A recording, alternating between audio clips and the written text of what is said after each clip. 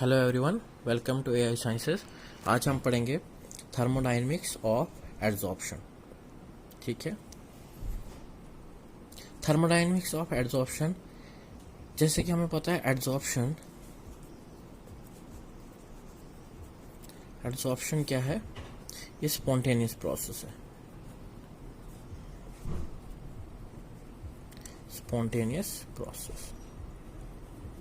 Spontaneous process means ये खुद ब खुद शुरू होता है। इसे हमें शुरू करने के लिए कोई एक्सटर्नल फोर्स, एक्सटर्नल एनर्जी नहीं देनी है। ठीक है, एड्सॉर्प्शन स्पॉन्टेनियस प्रोसेस। और स्पॉन्टेनियस प्रोसेस के लिए डेल्टा जी जो गिव्स फ्री एनर्जी है वो हमेशा क्या होगी?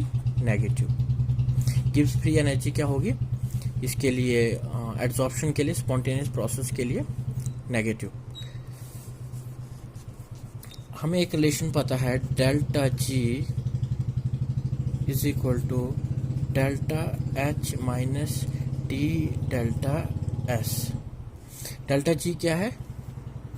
Gives free energy, change in gives free energy, ये change in enthalpy, T temperature, और डेल्टा एस क्या है? Change in entropy. और डेल्टा जी हमेशा एड्सॉर्प्शन के लिए क्या है? इसकी वैल्यू क्या होगी? नेगेटिव। और डेल्टा एच की वैल्यू भी क्या होगी? नेगेटिव। और सिर्फ डेल्टा एस की अगर हम बात करें, डेल्टा एस की वैल्यू भी नेगेटिव होगी। यहां से क्वेश्चन कई बार आ चुका है कि फॉर एड्सॉर्प्शन डेल्टा जी की वैल्यू क्या होगी? नेगेटिव। डेल्टा एच की क्या वैल्यू होगी? नेगेटिव। और डेल्टा एस की क्या वैल्यू होगी? नेगेटिव। तीनों वैल्यूज जो हैं इसमें क्या होगी? नेगेटिव। अब हम देखेंगे डेल्टा जी तो ऑलवेज नेगेटिव। क्यों? क्योंकि जो है प्रोसेस क्या है? स्पॉन्टेनियस। और स्पॉन्टेनियस के लिए डेल्टा जी की वैल्यू नेगेटिव होगी। हम एक सरफेस लेते हैं और यहाँ पे गैसियस पार्टिकल्स हैं जिनकी एड्सॉर्प्शन होगी। ये गैसियस पार्टिकल्स जो हैं एड्सॉर्ब हो गए हमारे सरफेस पे। डेल्टा जी क्या है? नेगेटिव। डेल्टा जी की वैल्यू क्या है? डेल्टा जी की वैल्यू क्या है? नेगेटिव। अब हम बात करें डेल्टा एस की, चेंज इन एंट्रोपी या रैंडमनेस भी बोलेंगे इसको। तो चेंज इन एंट्रोपी की अगर हम बात करें तो बिफोर एड्सॉर्प्शन हमारे पास गैसेस पार्टिकल्स की रैंडमनेस क्या है? ज़्यादा है।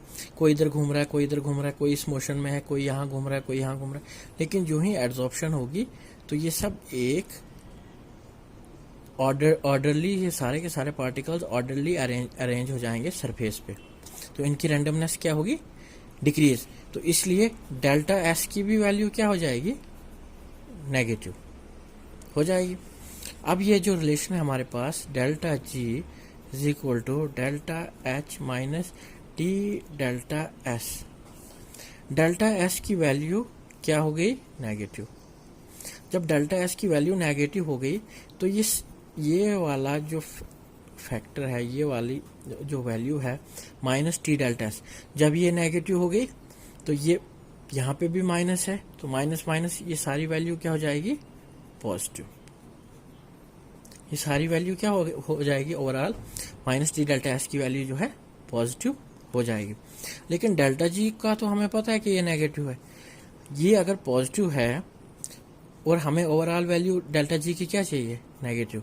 तो ये डेल्टा जी की वैल्यू कब नेगेटिव होगी? जब डेल्टा एच, जब मैग्नीट्यूड ऑफ डेल्टा, जब मैग्नीट्यूड ऑफ डेल्टा एच क्या होगा? ज़्यादा होगा जन magnitude of T delta S से, तभी जाके जो है ये वैल्यू नेगेटिव होगी।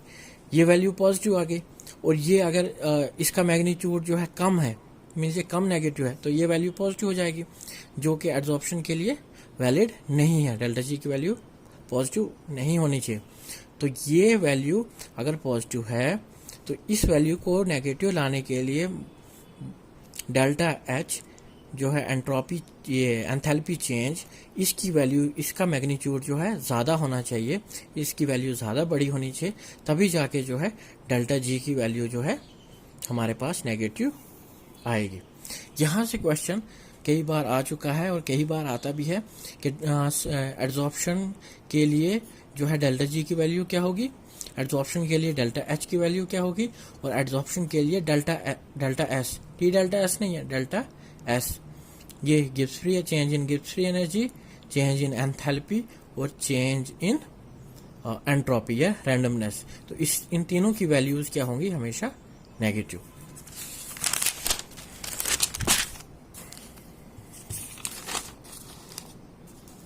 अगर हमारे पास अगर क्वेश्चन ऐसा हो कि एड्जॉर्प्शन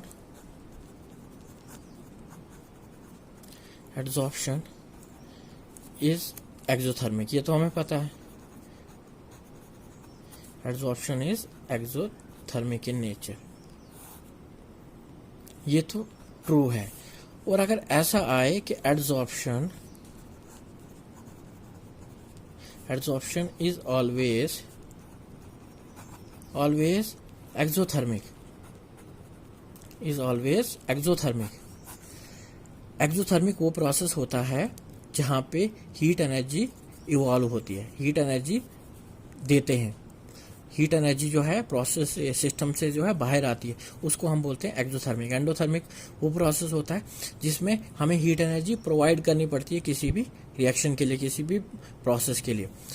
अगर ये आए कि एड्जॉर्प्शन इज एक्सोथर्मिक तो वो ट्रू है, और अगर ये आए कि एड्जॉर्प्शन इज ऑलवेज एक्सोथर्मिक तो ये जो है स्टेटमेंट गलत है।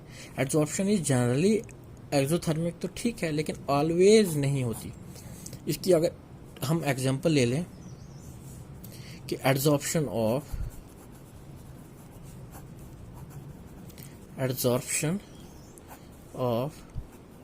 Hydrogen gas on the glass surface,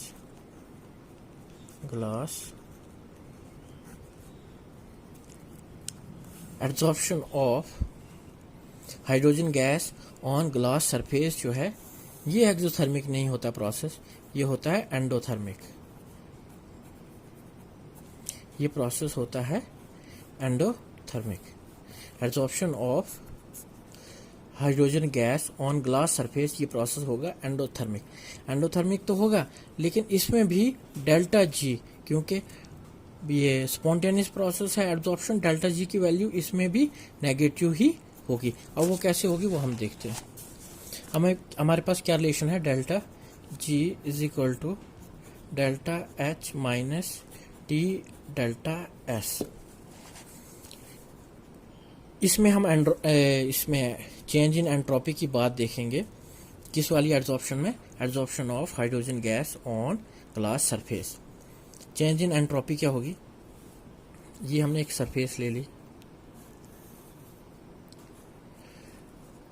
ये हाइड्रोजन गैस है हमारे पास, हाइड्रोजन गैस के मॉलिक्यूल्स हैं H2, ठीक है।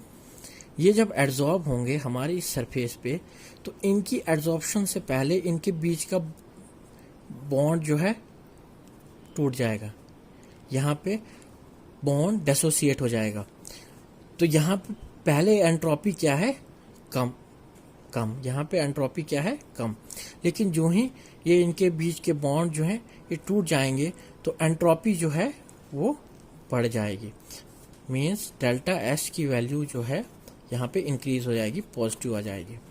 डेल्टा एस की वैल्यू यहाँ इस केस में क्या होगी, पॉजिटिव।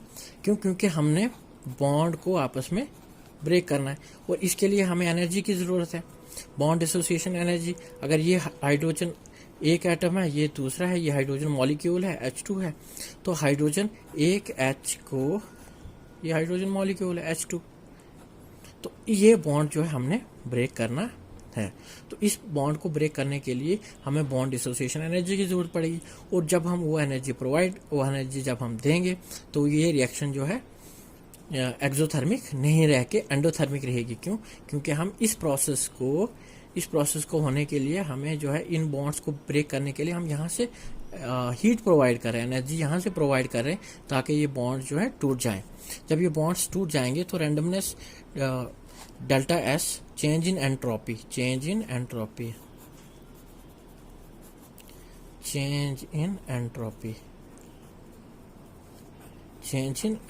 जो है डेल्टा एस, इसकी वैल्यू क्या हो जाएगी? पॉजिटिव। डेल्टा एस की वैल्यू पॉजिटिव हो जाएगी। और ये रिलेशन हमें पता है, delta G is equal to delta H minus T delta S. और डेल्टा एस की वैल्यू अब हमारे पास यहाँ पे क्या आई? पॉजिटिव। जब ये वैल्यू पॉजिटिव आई तो माइनस टी डेल्टा एस, ये ओवरऑल वैल्यू क्या हो जाएगी हमारे पास?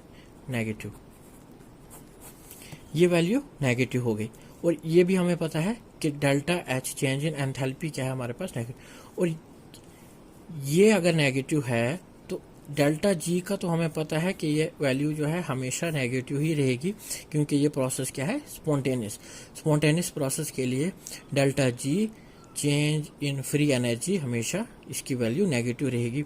ये नेगेटिव कब आएगी? जब magnitude of minus T delta S, ये वाला इसका मैग्नीट्यूड, इसकी वैल्यू जो है यहाँ पे डोमिनेट करेगी। यहाँ पे माइनस टी डेल्टा एस जब डोमिनेट करेगा, डोमिनेट्स ओवर डेल्टा एच, जब ये डोमिनेट करेगा तो हमारे पास डेल्टा जी की वैल्यू भी क्या आ जाएगी? नेगेटिव आ जाएगी।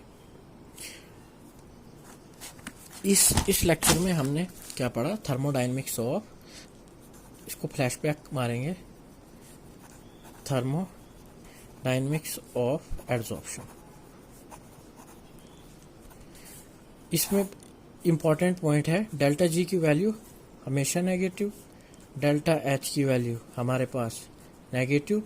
ये स्पॉन्टेनियस प्रोसेस है और जनरली एक्सोथर्मिक प्रोसेस है। कौन सा? एडसॉर्प्शन। और डेल्टा एस की वैल्यू नेगेटिव। और ये हमारे पास रिलेशन है delta G is equal to delta H minus T delta S. अगर इसकी वैल्यू जो है नेगेटिव है तो ये ओवरऑल वैल्यू क्या हो जाएगी? पॉजिटिव। और ये वैल्यू जो है हमें पता है कि हमेशा क्या है? नेगेटिव। तो ये वैल्यू अगर पॉजिटिव है तो हमें यहाँ पे डेल्टा एच का मैग्नीट्यूड जब ज्यादा होगा तभी जाके जो है ये वाली वैल्यू जो है नेगेटिव आएगी। ये है एक्सोथर्मिक के केस में, एक्सोथर्मिक जो जनरली जो है एक्सोथर्मिक। लेकिन एंडोथर्मिक की अगर हमने जो एग्जांपल ली कि absorption of hydrogen gas on glass surface पे एब्जॉर्प्शन किसकी? हाइड्रोजन गैस की।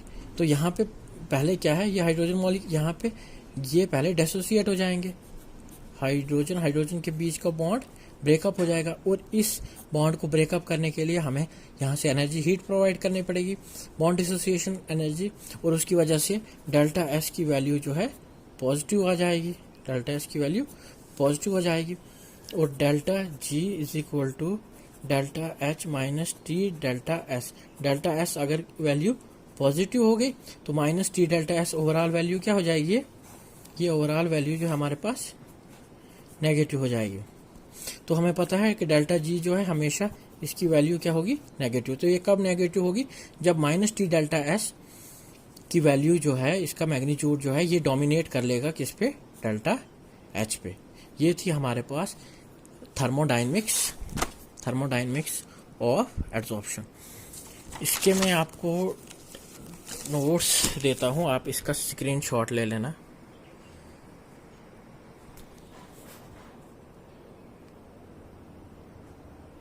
आप इसका स्क्रीनशॉट उठा सकते हैं, thermodynamics of adsorption.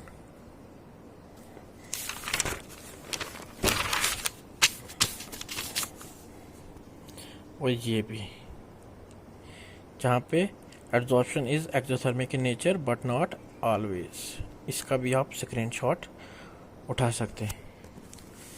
So thanks, आज का लेक्चर इतना ही, सिर्फ थर्मोडायनेमिक्स ऑफ एडसॉर्प्शन में। नेक्स्ट पढ़ेंगे हम टाइप्स ऑफ एडसॉर्प्शन जो हैं फिजिकल और केमिकल एड्सॉर्प्शन।